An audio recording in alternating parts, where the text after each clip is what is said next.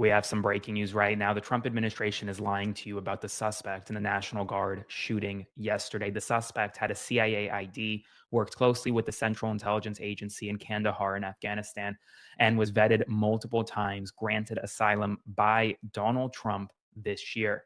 And yet there is this narrative being spread right now that this was somehow President Biden's fault, that he wasn't allowed in that he was allowed in the country without proper vetting. None of that is true. And I need your help to spread the word to get accurate information. So like, comment, share, and subscribe to boost this. And also consider subscribing to my Substack by clicking the link below, because there's bombshell news at this hour, even on Thanksgiving. Jennifer Griffin, who's a very well-respected reporter, says that the alleged shooter worked for the CIA in Afghanistan out of the Kandahar base, according to John Ratcliffe, who is Donald Trump's CIA director. The shooter was vetted before working with the CIA by the National Counterterrorism Center and the CIA. He was with the task force in Kandahar. During the Afghanistan withdrawal, the CIA airlifted, with the help of the United States military, many Afghan allies who had worked with the United States government and took special care of those who were badged and worked with the agency. They were taken to bases in Qatar and Europe, and then onward to military bases in the United States, where further vetting was supposed to take place. Having a CIA ID would have put him in the, quote, vetted category. Nothing in his background when he arrived in the United States on September 8th, 2021, suggested links to terrorism. This man applied for asylum in 2024 in December and then was granted asylum in April under the Trump administration. So here's kind of what happened there. This is from a nonprofit that works with Afghan SIVs like the individual. Essentially, he served in NDS-03, one of the elite counterterrorism units operated by the CIA with direct United States intelligence and military support. He was evacuated by the United States military in August of 2021 after the fall of Kabul. He then arrived under humanitarian parole, which was the temporary authority used to evacuate tens of thousands of American citizens, lawful permanent residents, SIV applicants, and at-risk Afghan partners. He was later granted asylum this year by the Trump administration. He had an active SIV application underway and had received Chief of Mission approval, but had not yet been granted lawful permanent residence. Instead, he applied for asylum during the Biden administration, but his asylum was approved under the Trump administration. Both his Chief of Mission application and his asylum application required review and vetting by the U.S. government, including the CIA.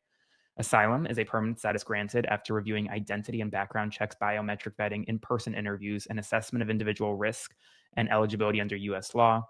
Asylees can then apply for lawful permanent residence 1 year after being granted asylum. So he could have applied, I guess, next April. But this is not someone who just was an undocumented immigrant who came in from Afghanistan with no proper vetting and was let in by President Biden. That's not true. In fact, it's quite the opposite. This man... Major news: Donald Trump is ending migration into the United States from all third world countries. And he has not specified what that means, but presumably it means other countries that he deems as not good. And he wants this to happen to allow the U.S. system to fully recover, terminate all of the millions of Biden illegal admissions, including those signed by Sleepy Joe's auto pen, and remove anyone who is not a net asset to the United States or is incapable of loving our country. And he's going to be ending all federal benefits and subsidies to non-citizens of our country, denaturalize people who have become citizens, and deport any foreign national who is a public security risk or non-compatible with Western civilization. So this is a big change, because as it stands, we do welcome immigrants, but apparently that will not be the case anymore.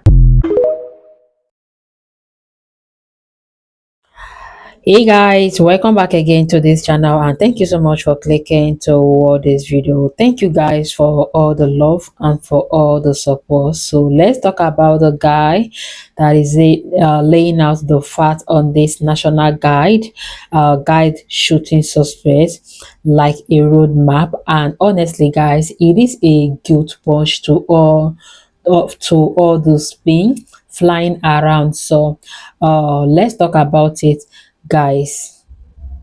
So you guys, on November 27th, so people are talking a straight up ambush in Washington DC. That's two National Guard folks from West Virginia get shock and blocks from the White House. So one of the Emmy, Sarah Backstorm, and this 20 years old hero does not even make it. So the other, Andrew Wolfer, 24, is fighting for his life. So the tragic and help. So the suspect, a 29-year-old Afghani guy named Rama Ramwala Lakawal. Yeah, so he drove like 30,000 miles from the Washington D.C. state to pull this off. Cold blood and no question. So the FBI's calling it a potential terrorist act, and they are digging deep into the motive. So prayers up for the families and the guide.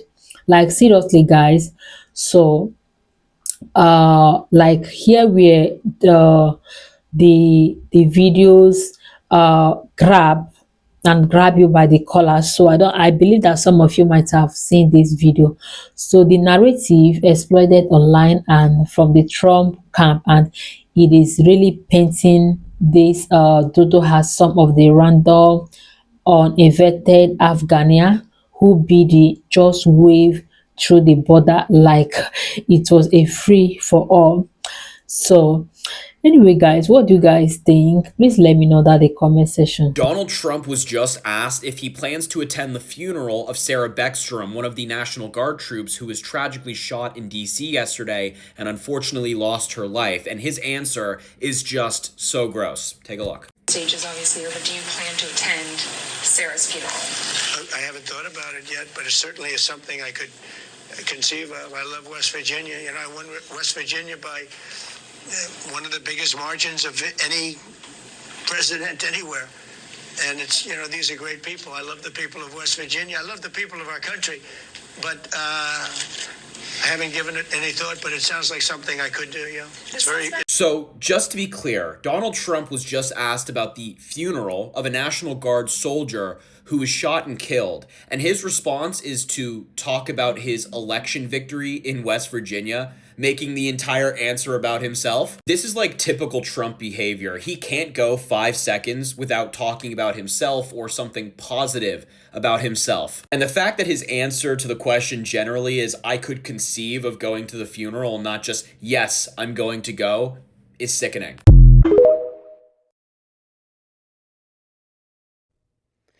The tragic shooting of the two National Guardsmen in Washington, D.C., absolutely horrible. But I want everybody to be wide awake to what this administration is doing around this situation. They are going the next step towards authoritarianism. This is how all dictator wannabes and authoritarian regimes get in power, is by taking that next step and then the next step. And it involves demonizing and making a boogeyman out of, in our case, the left and brown-skinned people. And they're taking full advantage of that right now. This Trump administration, in their quest to create an authoritarian government where right-wing extremism controls this country, they don't care about justice. They do not care about justice. That's a nothing burger that just gets in their way. If they cared about justice, truly, they would be continually condemning political violence from both sides, including all of the right-wing violence that outnumbers left-wing violence. They'd be condemning it all. If they cared about justice, they would be super careful, including Pam Bondi and Kash Patel, what they say in public that could prejudice a jury when those unalivers go to trial. It happened already with Luigi. his attorney got charges dropped because a potential jury is now going to be prejudiced with the antics of the right. Ditto with Charlie Kirk's unaliver, and I'm using code words so I don't get this video taken down. Kash Patel and the Trump administration said so many crazy extremist things that it's going to be very hard to find a jury that has not been prejudiced. And that's going to actually help build a case for Charlie Kirk's unaliver. Do you hear that, Charlie Kirk fans? For instance, you've got the two Middle East men from Dearborn, Michigan, who the FBI had been surveying and watching very closely for a while. And they were getting ready to go, allegedly, shoot up a gay bar in Ferndale, Michigan.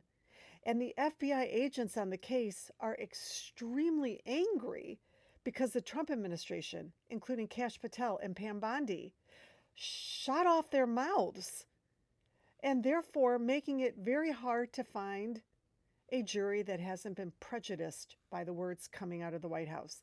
If this White House cared about justice, they would not be acting this way.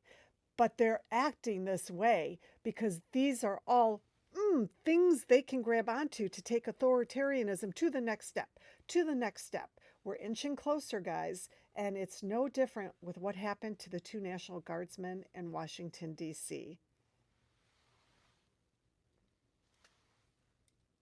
Final note, root causes.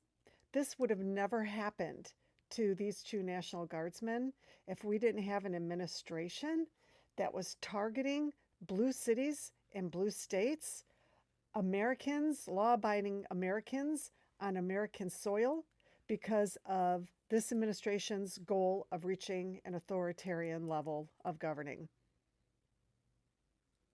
Yeah, it wouldn't have happened. It wouldn't have happened. So, there you go.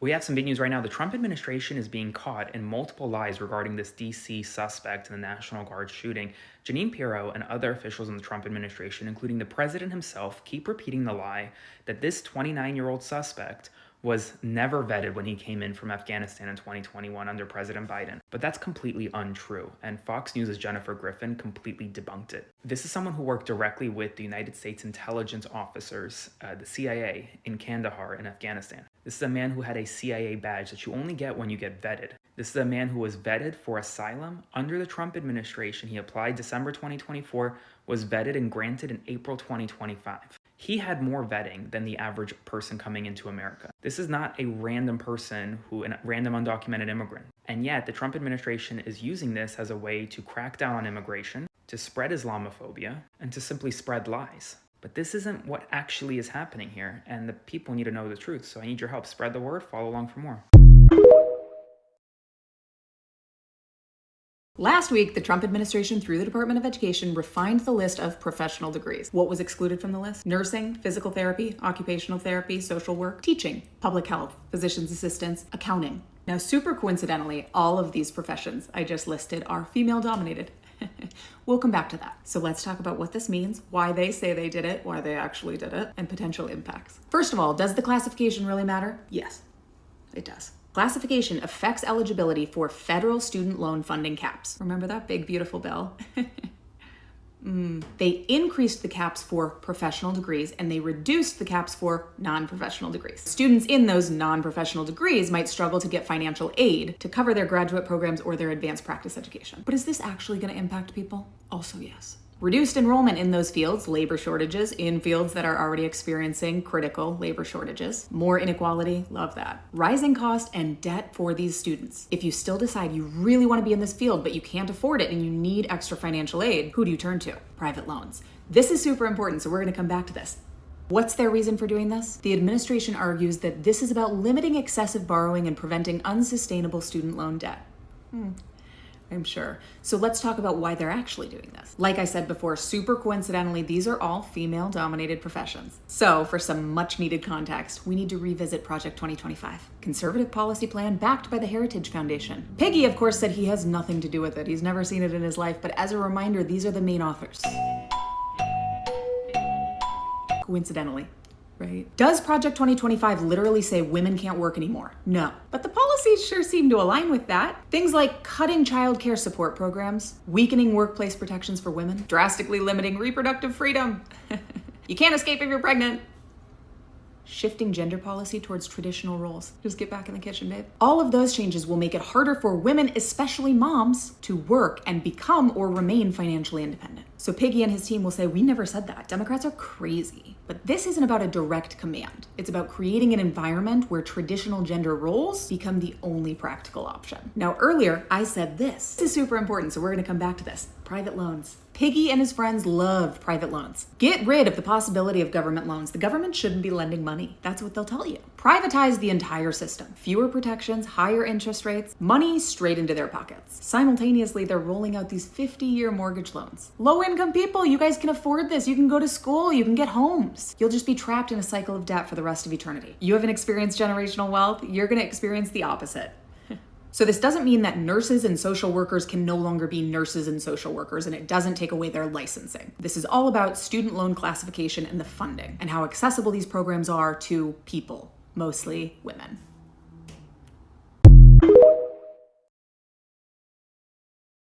Wow, Donald Trump has just announced something huge that most people still haven't clocked. He says the United States will bring in a permanent pause on immigration, on migration, from what he calls third world countries.